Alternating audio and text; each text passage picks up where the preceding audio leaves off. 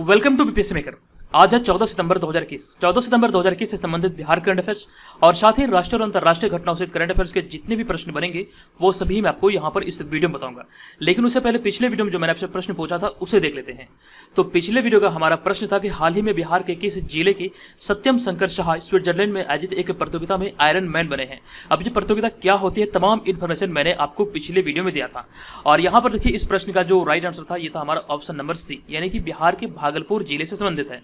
तो इस प्रश्न का सही उत्तर होगा हमारा ऑप्शन नंबर सी। सभी लोगों ने इस प्रश्न का सही उत्तर किया है और अधिकतर लोगों ने इस बारे में डिटेल में लिखा है। तो जो भी प्रश्न आप लोगों से पूछा जाता है आप लोग से कमेंट बॉक्स में लिखिए और डिटेल में लिखा कीजिए। चलिए अब यहाँ पर हम बढ़ते हैं आगे। आज है 14 सितंबर 2021 और प्रत्येक वर्ष 14 सितंबर को कौन सा दिवस मनाया जाता है ये आपके लिए इंपॉर्टेंट है। तो प्रत्येक वर्ष 14 सितंबर को हिंदी दिवस के रूप में मनाया जाता है, ये आपको यहाँ से ध्यान रखना है।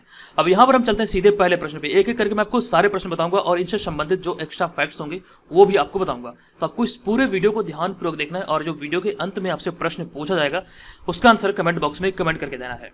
तो आज का हमारा पहला प्रश्न है कि हाल ही में आई एक रिपोर्ट के अनुसार बिहार में साइबर फ्रॉड की घटनाएं 2016 की तुलना में 2021 में कितना गुना बढ़ गया है। ये जो आंकड़े वाले प्रश्न होते हैं ये बहुत ही ज्यादा इंपॉर्टेंट होते हैं।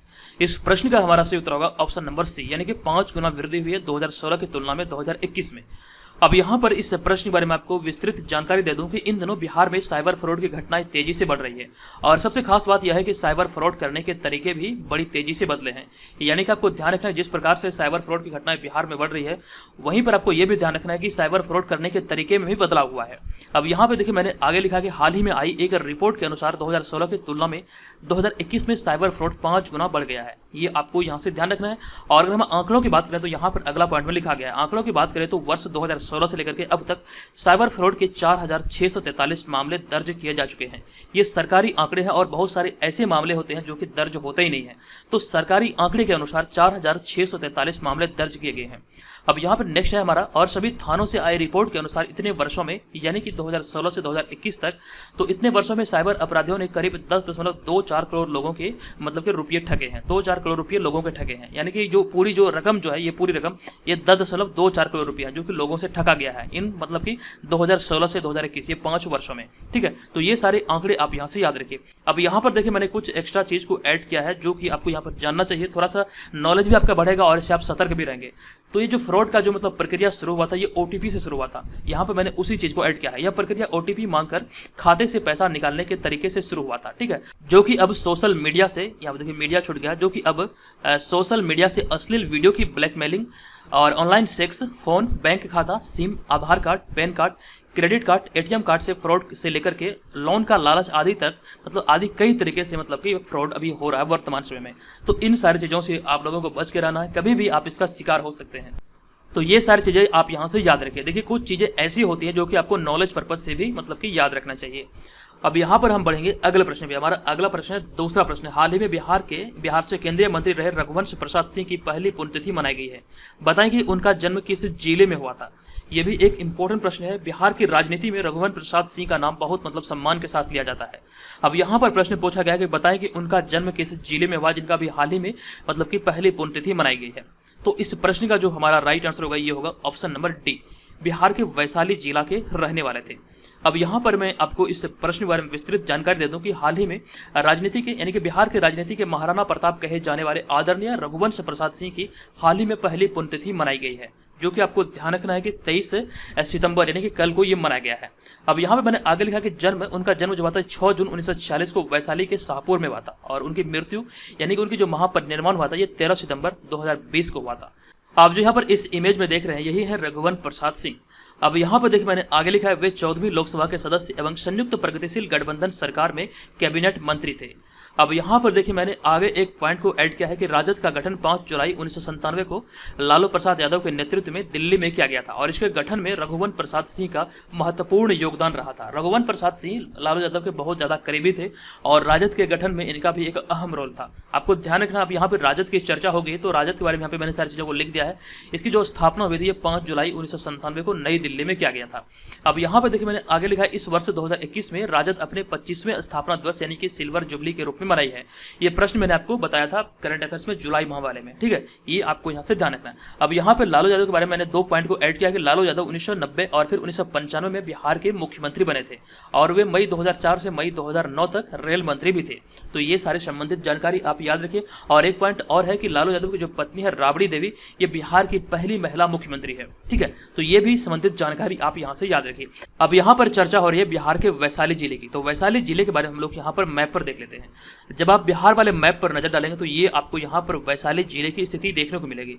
वो वैशाली जिले के बारे में कुछ चीजें हैं जो कि आपको जानना चाहिए। सबसे पहले आप ये ध्यान रखिए वैशाली जिला, और जो आप लोग बहुत बार कंफ्यूज हो जाते हैं, बहुत लोग लिख देते हैं हाजीपुर जिला। एक्चुअली में हाजीपुर जिला नहीं बल्कि वैशाली जिला का हेडक्वार्टर जो है ये हाजीपुर में है, ये आप यहाँ से ध्यान रखिए। अब यहाँ पे पहला पॉइंट हम लोग सीखेंगे कि मतलब पहला पॉइंट जानेंगे कि वैशाली जिला की सीमा कितने जिलों के साथ सीमा साझा करती है। तो यहाँ पर हम काउंट करते हैं पटना से, पटना 1, समस्तीपुर 2, मुजफ्फरपुर 3 और सारण 4। ये 4 जिले हैं जो कि वैशाली के साथ अपना सीमा को साझा करता है। अब यहाँ पर देखिए सारण की चर्चा हो चुकी है, तो सारण के बारे में आपको बता दूं, सारण एक बिहार का जिला है, लेकिन बहुत सारे लोग कंफ्यूज हो जाते हैं कि छपरा भी एक जिला है। आपको यहाँ पर ध्यान रखना है कि सारण प्रमंडल का जो मुख्यालय या फिर हेडक्वार्टर है वो छपरा है, यहाँ पर आप लोग कंफ्यूज मत कीजिएगा। और यहाँ पर एक चीज़ और मैं आपको बता दूँ, जैसा कि मैंने आपको बताया कि बिहार में 9 प्रमंडल है, उनमें से 9 प्रमंडल में से वैशाली किस प्रमंडल के अंतर्गत आता है। जब यहाँ पर आप नजर डालेंगे तो यहाँ पर आप देख रहे होंगे सबसे अंतिम में तिरहुत प्रमंडल, जिसका कि मुख्यालय मुजफ्फरपुर में है। आप यहाँ पर देख सकते हैं इसमें 6 जिले हैं, तिरहुत प्रमंडल में 6 जिले हैं, जिनमें कि मुजफ्फरपुर, पूर्वी चंपारण, पश्चिमी चंपारण, शिवहर, सीतामढ़ी और वैशाली। और यहाँ पर आपको ये भी ध्यान रखना है कि बौद्ध के समय में, बौद्ध युग में जो वैशाली की जो नगर वधु थी जिनका नाम था आम्रपाली, ये भी प्रश्न बीपीएससी एग्जाम में पूछा हुआ प्रश्न है। आम्रपाली जो नगर वधु थी ये वैशाली की थी, तो ये भी आप यहाँ से ध्यान रखिए। और पूरे विश्व की प्रथम गणतंत्रात्मक व्यवस्था जो लागू हुई थी ये वैशाली में ही लागू हुई थी, तो ये भी पॉइंट आप यहाँ से ध्यान रखिए। वैशाली के बारे में बहुत सारे ऐसे प्रश्न हैं प्राचीन इतिहास से संबंधित जो कि कई बार रिपीट हुए एग्जाम में। अगर आपके पास प्रीवियस ईयर वाला क्वेश्चन बैंक होगा तो आप वहां पर सारी चीज़ों को देख के समझ सकते हैं। जिस भी एग्जाम की आप तैयारी में लगे रहते हैं सारी चीज़ों को आप अच्छे से देखिए, उसकी जो समझ आएगी आपको प्रीवियस ईयर के क्वेश्चन से ही आएगी। तो उस चीज़ को आप देखेंगे तो आप अच्छी तरह से पकड़ पाएंगे कि आपको कहाँ से पढ़ना है और क्या चीज़ें पढ़ना है। इस चीज़ का आप यहाँ पे ध्यान रखिए। अब यहाँ पर हम आगे बढ़ेंगे, लेकिन उससे पहले आपको कुछ बातें बताना चाह रहा हूँ। आप इसे ध्यानपूर्वक सुनिएगा, थोड़ा सा समय निकालिए और इसे सुनिए। कल वाले वीडियो में एक कमेंट आया था कि सर आप बहुत ज़्यादा समय लेते हैं, आपको मैं क्या कहूँ, इतना आप समय बर्बाद करते हैं। ऐसे कुछ कमेंट था, मुझे एग्जैक्ट याद नहीं, लेकिन इसी तरह का था कि आप समय का बहुत बर्बादी करते हैं। देखिए मैं आप लोगों को एक बात कहना चाहता हूँ, आपका एक दिन और रात मिला के 24 घंटा होता है। आप कितने घंटे सोते हैं? 6 घंटे। अगर हम 6 घंटे के बजाय 10 घंटे भी निकाल दें तो फिर भी हमारे पास बचता है 14 घंटे, ठीक है। तो एक दिन और रात में आपके पास 14 घंटे बचते हैं। आप अदर सब्जेक्ट की तैयारी करते हैं और करंट अफेयर्स को आप आधा घंटा भी समय नहीं देना चाहते, ये कहाँ तक जायज है? अगर आपको मिल रहा है समय 14 घंटे का, अगर समय आपको मिल रहा है तो 1 घंटा आप करंट अफेयर्स को दे सकते हैं ना। 14 घंटे में अगर आप 1 घंटा भी करंट अफेयर्स को देंगे तो आपको क्या हर्ज है? अब यहाँ पर ध्यान रखिए, मैं लगभग 30 मिनट मैक्सिमम हमारा जो वीडियो होता है ये 30 मिनट का होता है। जब आप इसे डिटेल में अच्छी तरह से देखेंगे समझेंगे तो हो सकता है ये 40 मिनट आपका लगे देखने में। तो 40 मिनट आप देख सकते हैं। बीपीएससी एग्जाम की अगर हम रूपरेखा की बात करें तो 150 प्रश्न आपके पूछ जाते हैं, और 150 प्रश्न में अभी कुछ वर्षों से ऐसी स्थिति हो गई है कि आपका 40 प्रश्न करंट अफेयर से पूछा जाता है। आप समझ सकते हैं कितना ज़्यादा पोर्शन यहाँ से मतलब कवर हो रहा है। 40 क्वेश्चन यहाँ से आपका सिर्फ और सिर्फ करंट अफेयर से पूछा जा रहा है। तो मुझे लगता है करंट अफेयर्स पे आपको ज़्यादा ध्यान देना चाहिए। करंट अफेयर से इतने सारे प्रश्न पूछना ये बहुत ही ज़्यादा मायने रखता है। तो आप यहाँ पर 30 मिनट नहीं, 40 मिनट नहीं, बल्कि 2 घंटे का समय भी अगर आप करंट अफेयर्स को देते हैं तो आप समझिए करंट अफेयर्स में आपकी बहुत ही अच्छा पकड़ हो जाएगी। तो यहाँ पर मैं 2 घंटे नहीं कहूँगा, बल्कि 1 घंटे सफिशियंट है। 1 घंटे आप करंट अफेयर्स को फॉलो कीजिए, हमारे करंट अफेयर्स को पढ़िए। आपको दोबारा कहीं से भी करंट अफेयर्स, कोई भी करंट अफेयर्स पढ़ने की आवश्यकता नहीं होगी, ठीक है। ये चीज़ का आप लोग ध्यान रखिए। अभी हाल ही में बिहार ऑडिटर वाला एग्जाम हुआ है, पिछला एग्जाम हुआ बीपीएससी का, वो सारे चीज़ों को आप देखिए, हमारे करंट अफेयर्स किस प्रकार से एग्जाम में आते हैं, आप सारी चीज़ों को देख के समझ सकते हैं। तो निसंदेह ही आपके लिए बहुत ही ज़्यादा हेल्पफुल होगा। तो इस तरह के कमेंट मत कीजिए कि सर बहुत ज़्यादा वीडियो लंबा हो रहा है। 20 से 30 मिनट का हमारा वीडियो होता है, आपको लंबा कैसे लग रहा है? आप लेक्चर जब देखते होंगे 2 घंटे 4 घंटे का, वो आपको अच्छा लगता है, लेकिन करंट अफेयर्स आप पढ़ना नहीं चाहते हो। लेकिन आप यहाँ पे देख सकते हैं, ये आंकड़े आपको याद रखना पड़ेगा। 40 क्वेश्चन आपके करंट अफेयर्स से होंगे, यही बताना मेरा उद्देश्य था। ये आई होप कि आप लोग समझ चुके हैं। अब यहाँ पर हम चलते हैं सीधे तीसरे प्रश्न पे। तो यहाँ पर हमारा अगला प्रश्न है, तीसरा प्रश्न है, हाल ही में भारत और ऑस्ट्रेलिया के मध्य 2+2 मंत्री स्तरीय वार्ता कहाँ आयोजित हुई है? ये भी प्रश्न इंपॉर्टेंट है और इस प्रश्न का हमारा राइट आंसर होगा नई दिल्ली में ये आयोजित हुई है। इस प्रश्न के बारे में कल भी मैंने आपको थोड़ी सी जानकारी दिया था। तो ऑप्शन नंबर ए यहाँ पर इसका सही उत्तर है। अब यहाँ पर मैं आपको बता दूं कि भारत और ऑस्ट्रेलिया के मध्य हाल ही में 2+2 मंत्री स्तरीय वार्ता नई दिल्ली में आयोजित किया गया है। ये आपको यहाँ से ध्यान रखना है। अब कुछ चीज़ों को यहाँ पर मैंने ऐड किया जो कि इंपॉर्टेंट है। पिछले वर्ष जून 2020 में भारत और ऑस्ट्रेलिया के नेताओं के वर्चुअल सम्मेलन में द्विपक्षीय संबंध और सामरिक साझेदारी बढ़ाने के फैसले के बाद यह 2+2 मंत्री स्तरीय बैठक आयोजित की गई है, जो कि नई दिल्ली में ये आयोजित की गई है। ये आपको यहाँ से ध्यान रखना है। अब यहाँ पर इस बैठक में दोनों देशों की ओर से किन्होंने भाग लिया, वो सारी चीज़ों को यहाँ पर मैंने ऐड किया है। तो इस बैठक में भारतीय प्रतिनिधि मंडल का नेतृत्व रक्षा मंत्री राजनाथ सिंह और विदेश मंत्री एस जयशंकर ने किया, और ऑस्ट्रेलियाई प्रतिनिधि मंडल की अगर बात करें तो नेतृत्व वहां के विदेश मंत्री मॉरिस पायने और रक्षा मंत्री पीटर डटन के द्वारा किया गया। तो ये सारी संबंधित जानकारी आप यहाँ पर याद रखेंगे। इंटरनेशनल जो रिलेशंस होते हैं ये आपके बीपीएससी जैसे परीक्षाओं के लिए बहुत ही ज़्यादा इंपॉर्टेंट होते हैं। इंटरनेशनल रिलेशंस वाले जितने भी प्रश्न होते हैं वो सारे आपके प्री मेंस और इंटरव्यू तक आपकी मदद करता है। तो ये सारे पॉइंट्स को आप लोग नोट डाउन कीजिए। अगर आप नोट नहीं कर सकते तो आप हमारे पेड ग्रुप को ज्वाइन करके इसका पीडीएफ को प्राप्त करके अपनी तैयारी को सुचारू ढंग से कर सकते हैं।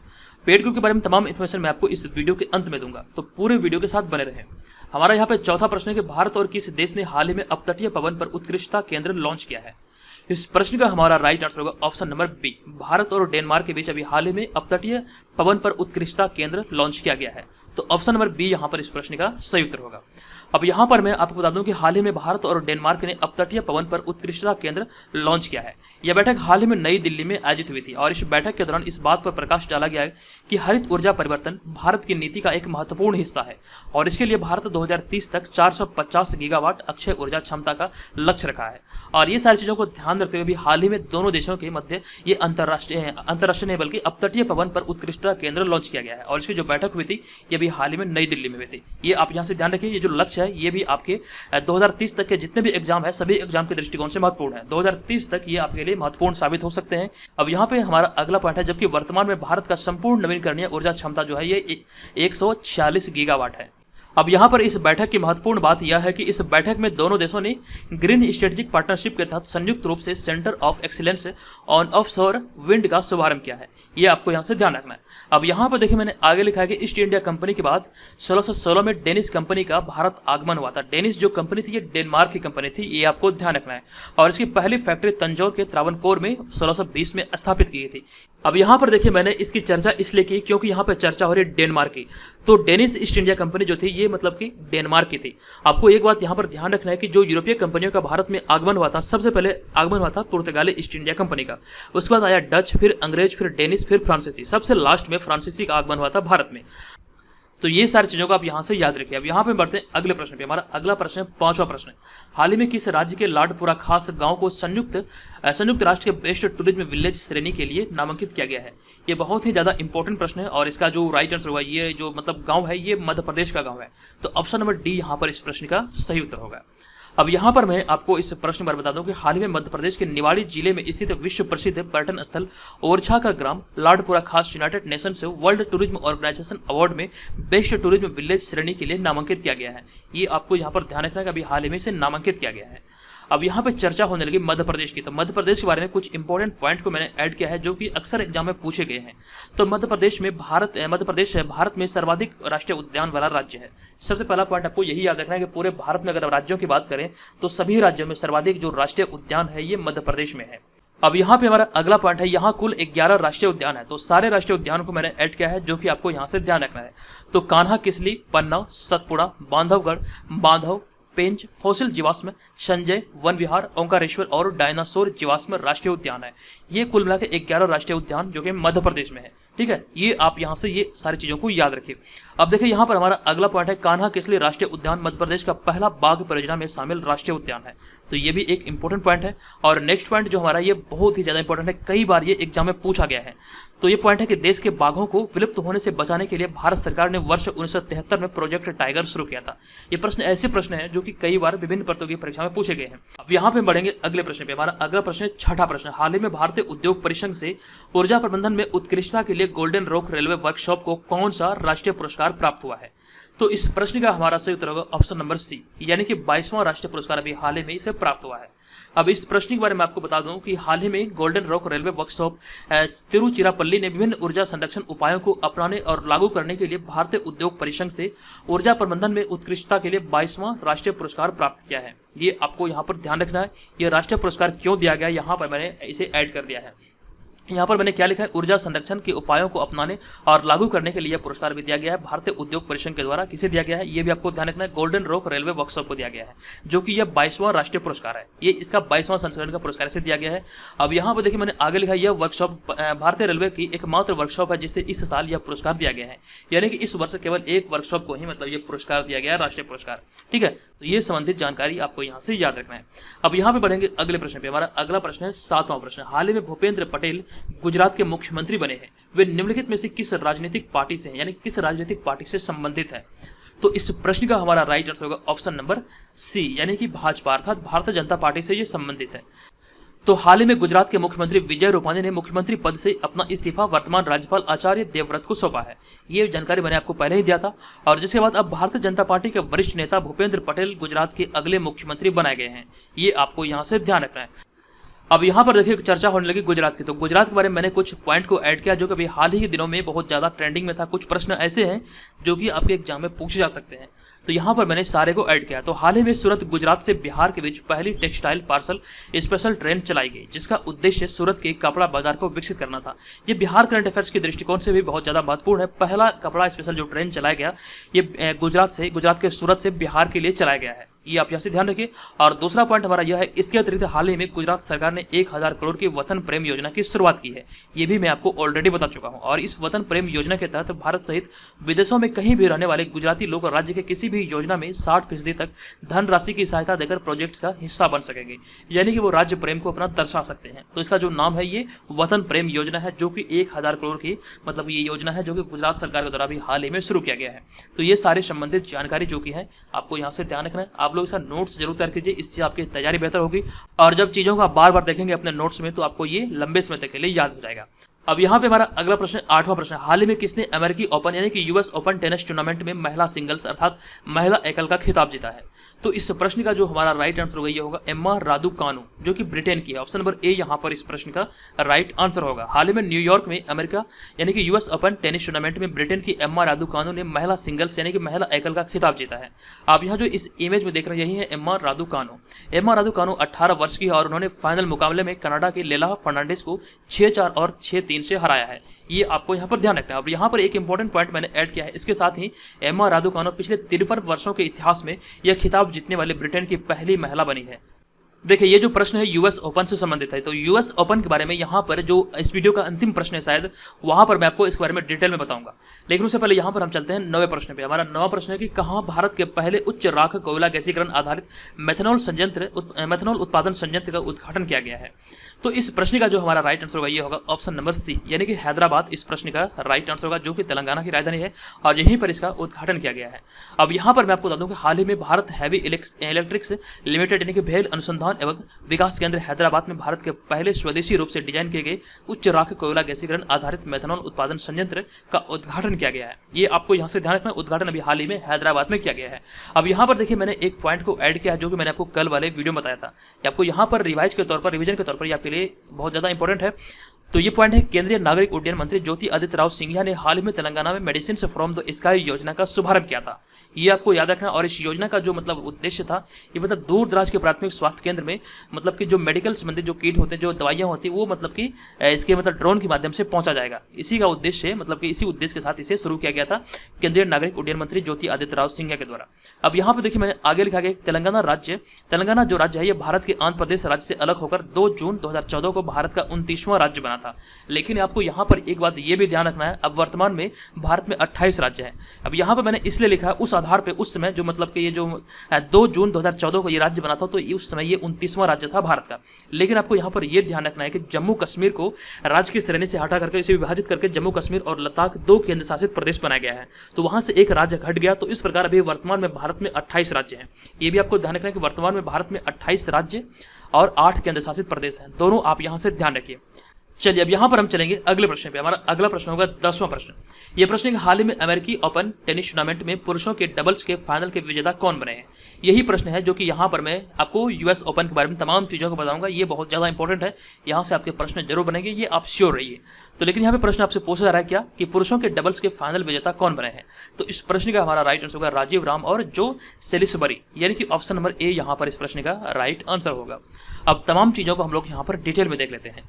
तो न्यूयॉर्क में यूएस ओपन टेनिस टूर्नामेंट में पुरुषों के डबल्स के फाइनल में अमेरिका के राजीव राम और ब्रिटेन की जो सेलिसबरी की जोड़ी ने ब्रिटेन की जेमी मरे और ब्राजील के, यहाँ पे लॉ छूट गया है, तो ब्राजील के ब्रूनो सोवर्स की जोड़ी को 3-6, 6-2 और 6-2 से हराकर खिताब पर कब्जा किया है। यानी कि अगर हम बात करें पुरुष डबल्स की, तो जो विजेता है ये अमेरिका के राजीव राम और जो इसमें है ब्रिटेन के जो सेलिसबरी, ये संयुक्त रूप से ये डबल्स के विजेता है। ये आपको यहाँ पर ध्यान रखना है। अब यहाँ पे मैंने आगे लिखा है, जबकि महिला डबल्स का खिताब अमेरिका के कैटी मैकेनली और कोको गॉफ ने जीता है, दोनों अमेरिका की हैं। तो यहाँ से ये भी याद रखिए, महिला डबल्स में बात करें तो अमेरिका के कैटी मैकेनली और कोको गॉफ ने ये जीता है। और यहाँ पर नेक्स्ट है, इसके अतिरिक्त रूस के डेनियल मेदवेदेव ने पुरुष एकल का खिताब जीता है, जबकि ब्रिटेन की एम्मा रादुकानु ने महिला एकल का खिताब जीता है। तो यहाँ पर यूएस ओपन से संबंधित चारों पॉइंट को मैंने ऐड किया है। आप यहाँ पर इसका स्क्रीनशॉट भी ले लीजिए और इसको नोट भी जरूर कर लीजिएगा, ये बहुत ही ज्यादा इंपॉर्टेंट है। यहाँ से आपके प्रश्न बन सकते हैं, ठीक है, ये आपको यहाँ से ध्यान रखना है। चलिए अब यहाँ पर हम चलते हैं अगले प्रश्न पे, लेकिन उससे पहले आपको एक जानकारी दे दूं कि पिछले वीडियो में जो मैंने आपको एक जो फैक्ट आपको बताया था रामविलास पासवान से संबंधित कि राजनीतिक सफर का मतलब राजनीतिक जीवन का जो सफर स्टार्ट हुआ था रामविलास पासवान का, वहां पर मैंने आपको बताया था जनता दल। एक्चुअली में जनता दल नहीं होना चाहिए, बल्कि होना चाहिए संयुक्त सोशलिस्ट पार्टी, ठीक है। ये मुझसे फ्लो निकल गया था, मुझसे गलती हो गई थी, ये माफ कीजिएगा। आप लोग जो लोग भी इसे नोट्स तैयार कर चुके हैं, यहाँ पर आप लोग सुधार कर लीजिएगा। इसका जो मतलब सही उत्तर होगा कि जो रामविलास पासवान ने अपने राजनीतिक सफर की जो शुरुआत की थी, ये 1969 में ये संयुक्त सोशलिस्ट पार्टी से किया था। ये आपको यहाँ से ध्यान रखना है। उन्होंने चुनाव टिकट प्राप्त किया और जीतकर मतलब पहली बार विधानसभा के सदस्य बना था। तो ये सारी संबंधित जानकारी आपको यहाँ से याद रखना है। तो हमारा अगला प्रश्न है कि प्रतिवर्ष किस तिथि को यूनिवर्सल ब्रदरहुड डे मनाया जाता है। इस प्रश्न का हमारा राइट आंसर होगा ऑप्शन नंबर ए, यानी कि 11 सितंबर को यह प्रतिवर्ष मनाया जाता है। अब यहाँ पर आपको बता दूं कि वर्ष 1893 में शिकागो में भारतीय विचारक और महान अध्यात्मवादी स्वामी विवेकानंद द्वारा दिए गए ऐतिहासिक भाषण की याद में प्रतिवर्ष 11 सितंबर को प्रत्येक वर्ष यूनिवर्सल ब्रदरहुड डे मनाया जाता है। ये आपको ध्यान रखना है कि जो 1893 में स्वामी विवेकानंद द्वारा शिकागो में जो मतलब कि भाषण दिया गया था, उसी की याद में यह प्रतिवर्ष मनाया जाता है यूनिवर्सल ब्रदरहुड डे। अब यहाँ पर देखिए, मैंने स्वामी विवेकानंद के बारे में लिखा है कि स्वामी विवेकानंद का जन्म 12 जनवरी 1863 को हुआ था और उनके बचपन का नाम नरेंद्र नाथ दत्त था और वे रामकृष्ण परमहंस के प्रमुख शिष्य थे। अब यहाँ पर आपको यह भी ध्यान रखना है कि स्वामी विवेकानंद के जन्म दिवस को युवा दिवस के रूप में माना जाता है। ये सारी चीजें आप यहाँ से याद रखिए। अब यहाँ पर हम चलते हैं आज के इस वीडियो के प्रश्न की ओर। आज के इस वीडियो का प्रश्न है, हाल ही में बिहार के किस जिले की बबीता मिश्रा मिसेज इंडिया 2021 की विजेता बनी है। इस प्रश्न का राइट आंसर क्या होगा, इस पर हम कंप्लीट इन्फॉर्मेशन में आपको ऑलरेडी दे चुका है। इसका आंसर क्या होगा कृपया आप लोग मुझे कमेंट में लिखिए। आप चाहे तो यहाँ पर इस बारे में डिटेल में भी लिख सकते हैं। और जो लोग हमारे पेड ग्रुप को ज्वाइन करने इच्छुक है, इस व्हाट्सअप नंबर पर हमें pre21 लिख के मैसेज करें। इसका डेमो पीडीएफ मंगा के देखें, उसको निर्धारित करेंगे आपको इसे ज्वाइन करना या फिर नहीं। चलिए अब यहाँ पर चलते हैं, इस बारे में जानते हैं डिटेल इन्फॉर्मेशन। अगर आप घर बैठे रहकर बिहार में आयोजित होने वाले किसी भी कंपीटेटिव एग्जाम की तैयारी में लगे हैं, तो यहाँ से आप अपनी तैयारी को बेहतर कर सकते हैं। आपको बता दूं कि अभी हाल ही में इस चैनल के माध्यम से एक ई बुक लॉन्च किया गया। आप यहाँ पर इस इमेज में देख सकते हैं। इस ई बुक की खासियत यह है कि विगत 28 वर्षों से बिहार में जितनी भी परीक्षाएं आयोजित हुई है, उसके प्रश्नों को इसमें शामिल किया गया। ये हिंदी और अंग्रेजी दोनों भाषाओं में, यानी कि ये बाइलिंगुअल है। आप इसे यहाँ पर देख सकते हैं। 2500 से अधिक प्रश्नों का इसमें संग्रह किया गया है। आपको यहाँ पर बता दूं कि प्रीवियस ईयर जो क्वेश्चन होते हैं वो आपके लिए बहुत ही ज्यादा इंपॉर्टेंट होते हैं, क्योंकि जब आप किसी एग्जाम की तैयारी करते हैं तो उस एग्जाम से संबंधित प्रीवियस ईयर क्वेश्चन का अगर आपके पास ई बुक हो या फिर बुक हो, तो वो आपके लिए एकदम से वरदान सिद्ध होता है। क्योंकि प्रीवियस ईयर क्वेश्चन ही आपको ये बताता है कि प्रीवियस ईयर में किस प्रकार से प्रश्न पूछे गए हैं। वहां से आपको ये समझ आता है कि किस प्रकार से आपको तैयारी करना चाहिए, कहां से प्रश्न आपसे एग्जाम में पूछे जाते हैं। वो सारा समझ आपको प्रीवियस ईयर क्वेश्चन से ही आएगा। चलिए वीडियो में आगे बढ़ते हैं और यहाँ पर मैं आपको पेड ग्रुप के बारे में बताता हूँ। अगर आप घर बैठे 67वें बीपीएससी प्राइमरी परीक्षा और बीपीएससी सीडीपीओ इन दोनों परीक्षाओं की तैयारी में लगे हैं, तो यहाँ से आप अपनी तैयारी को बेहतर कर सकते हैं। ये जो ग्रुप है ये आपको बीपीएससी सहित जो भी बिहार में परीक्षाएं आयोजित होती है सभी एग्जाम के दृष्टिकोण से ये महत्वपूर्ण हो सकता है। जो भी खास करके लड़कियों और महिलाएं घर बैठे एग्जाम की तैयारी करते हैं, उनके लिए ये ग्रुप बहुत ही ज्यादा इंपॉर्टेंट सिद्ध हो सकता है, क्योंकि यहाँ पर मैं बहुत सारी चीजें आपको बेहतर क्वालिटी का प्रोवाइड करा रहा हूँ। यहाँ पर आप सारी चीजों को देखिए। यहाँ पर आपको इस ग्रुप में क्या क्या चीजें मिलेगी, ये आप सारी चीजों को देख के ही समझ पाएंगे। तो यहाँ पर सबसे पहले मैं आपको जो प्रोवाइड कराऊंगा ये होगा सबसे पहला हमारा टेस्ट सीरीज, जो कि बीपीएससी पैटर्न पर आधारित होगा। ये मॉडल सेट होगा। यहाँ पर आपको 50 प्रैक्टिस सेट देखने को मिलेगा और सारे के सारे प्रश्न जो इसमें होंगे वो आपको विद एक्सप्लेनेशन देखने को मिलेगा। ये बेहतर क्वालिटी का होगा। सारे के सारे प्रश्नों का एक्सप्लेनेशन आपको अच्छी क्वालिटी का देखने को मिलेगा, ये ध्यान रखिएगा। और दूसरा जो महत्वपूर्ण चीज आपको मिलेगा वो मिलेगा बिहार करंट अफेयर्स के अलावा राष्ट्रीय और अंतर्राष्ट्रीय करंट अफेयर्स, जो कि आपको एक वर्ष का करंट अफेयर्स यानी कि जनवरी 2021 से लेकर के दिसंबर 2021 तक के करंट अफेयर्स यहाँ पे आपको पेड ग्रुप में प्रोवाइड किया जाएगा। ये डेली मिलेगा, मंथली मिलेगा, साल का अंत होगा, वार्षिकांक भी मिलेगा। तो ये सारे यहाँ पे ध्यान रखिएगा। और उसके बाद जो हमारा मेन होगा वो होगा बिहार जीके। यहाँ पर आपको संपूर्ण बिहार जीके का 2 पीडीएफ मिलेगा। आपको दोबारा कहीं से भी बिहार जीके या फिर बिहार करंट अफेयर्स पढ़ने की आवश्यकता नहीं है। ये पूरी की पूरी जिम्मेवारी हमारी है। जो भी प्रश्न पूछे जाएंगे यहीं से प्रश्न पूछे जाएंगे, ठीक है, ये ध्यान रखिएगा। ये भी आपको यहाँ पे प्रोवाइड किया जाएगा 2 वॉल्यूम में। और उसका जो हमारा नेक्स्ट होगा वो होगा बीपीएससी का प्रीवियस ईयर क्वेश्चन। ये भी बहुत ही ज़्यादा इंपॉर्टेंट है, ये आपके बीपीएससी एग्जाम में सफलता पाने में आपकी बहुत ही ज़्यादा हेल्प करेगी। और उसका जो हमारा नेक्स्ट होगा वो होगा, यहाँ पे आप देख सकते हैं बिहार तथा राष्ट्रीय और अंतर्राष्ट्रीय घटनाओं का करंट अफेयर्स होगा 2020 वाला वार्षिक अंक। अगर आपको जरूरत हो तो ये भी आपको प्रोवाइड होगा, क्योंकि बीपीएससी एग्जाम में विगत 18 माह के करंट अफेयर्स से पूछे जाते हैं। तो अगर आपको इसका जरूरत हो तो ये भी आप यहाँ पे प्राप्त कर सकते हैं। इसके अलावा कुछ पीडीएफ हैं जो कि जैसे देख सकते हैं यहाँ पे प्राचीन इतिहास का और संपूर्ण विश्व इतिहास का पीडीएफ, ये सारे और भी छोटे छोटे पीडीएफ है जो कि आपको यहाँ पे मिलेगा। तो मेनली जो हमारा होगा ये 4 सेक्शन होगा, यानी कि टेस्ट सीरीज, करंट अफेयर्स, संपूर्ण बिहार जीके और बीपीएससी प्रीवियस ईयर क्वेश्चन, ये चारों यहाँ पर आपको पेड ग्रुप के अंतर्गत प्रोवाइड किया जाएगा। तो देखिए, अगर आप इसे ज्वाइन करना चाहते हैं तो यहाँ पर जो आपको ये व्हाट्सअप नंबर दिख रहा है, इसी व्हाट्सअप नंबर पे आपको pre21 लिख के मैसेज करना है। ध्यान रहे, आपको कॉल नहीं करना है, बल्कि इस पे व्हाट्सअप पे मैसेज करना है pre21 लिख के। यहाँ पर आपको कंप्लीट इन्फॉर्मेशन दिया जाएगा कि यहाँ पर आपको क्या क्या चीज़ें मिलेगी, आपको कैसे पेमेंट करना है, वो सारी इन्फॉर्मेशन आपको ये मैसेज करने के बाद मिल जाएगी। अब यहाँ पर आप ध्यान रखिएगा, ये 1 वर्ष की वैलिडिटी के साथ है। इसका जो फी है ये 399 रुपया है। ये 399 रुपये में ये सारी चीज़ें आपको प्रोवाइड की जाएगी। 399 रुपया कोई बड़ी रकम नहीं होती है। अगर आप मार्केट में देखेंगे जो बीपीएससी का टेस्ट सीरीज अवेलेबल है वो आपको 1000 से 1500 रुपये में आपको 10 से 15 टेस्ट अवेलेबल कराता है। यहाँ पर मैं आपको 399 में आपको यहाँ पे 50 प्रैक्टिस सेट, 1 वर्ष का current affairs, Bihar GK, BPSC previous year question, ये सारे मैं आपको यहाँ पे प्रोवाइड करा रहा हूँ। आपको क्वालिटी के मामले में किसी भी प्रकार की कोई संदेह नहीं होना चाहिए। अगर आपसे डेमो मंगाना चाहते हैं तो व्हाट्सअप नंबर पर हमें pre21 लिख के मैसेज कीजिए, आप डेमो का डिमांड कीजिए, आपको डेमो पीडीएफ मिल जाएगा। वहाँ पर आप देखेंगे, वो आप क्वालिटी को देख के समझ पाएंगे किस प्रकार से हम यहाँ पे आपके लिए मेहनत कर रहे हैं और किस प्रकार से कंटेंट आपको प्रोवाइड करा रहे हैं। तो आप भी इसे ज्वाइन कर सकते हैं, आप अपनी तैयारी को बेहतर आयाम दे सकते हैं, अपनी तैयारी को नई दिशा दे सकते हैं। यहाँ से अगर आप हमारे मतलब इस स्टडी मटेरियल को फॉलो करते हैं तो आपसे मेरा वादा है कि इतनी सारी चीज़ों को कवर करने में आपका 40 से 50% से मुझे कवर हो जाएगा। क्योंकि बीपीएससी परीक्षा में 150 प्रश्न पूछे जाते हैं, उसमें करंट अफेयर्स का जो सेक्शन होता है वहाँ से लगभग 38 प्रश्न पूछे जाते हैं। तो 38 प्रश्न हो गया। बिहार जी के अगर मैं 10 ही मान लूँ तो 38 10 कितना हो गया, 48 48 हो गया। और यहाँ पे मैं आपको बता दूं कि पिछले वर्ष जो 66वें बीपीएससी आयोजित हुआ था तो वहाँ पे हमारे टेस्ट सीरीज से 26 प्रश्न आए थे, 26 से 27 प्रश्न हमारे टेस्ट सीरीज से आए थे। समझिए इतने सारे यहाँ से मतलब प्रश्न हमारे स्टेट से पूछे गए हैं। तो आप भी यहाँ पर हमारे पे भरोसा करके इसको ज्वाइन कर सकते हैं और अपनी तैयारी को बेहतर कर सकते हैं। ठीक है, ये ध्यान रखिएगा। तो दोस्तों आप भी इसे ज्वाइन कीजिए, बहुत सारे मेंबर ऑलरेडी से ज्वाइन कर चुके हैं। चलिए मिलेंगे नेक्स्ट वीडियो में। ये वीडियो कैसा लगा कृपया कमेंट करके जरूर बताइएगा। चलिए धन्यवाद, जय हिंद।